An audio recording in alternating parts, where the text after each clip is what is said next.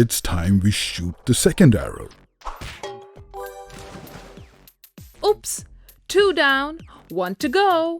Huh, not impressed. Alright, let's calculate the score till round 2.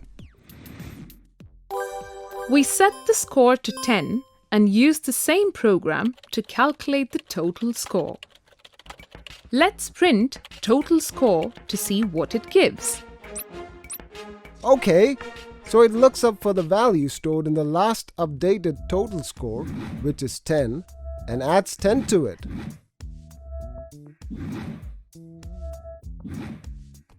You're catching up quick. But Zog, why complicate?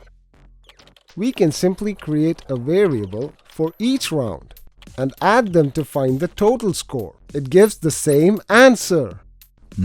That's a good question. It looks simple because it's just 3 rounds. But what if we have, say, 100 or 1,000 rounds? First, we need to create a new variable for each round. Second, we need to rewrite the program for total score after each round. That's a lot of work. This program does the same thing for you each time. That's the power of programming. We can automate things using them.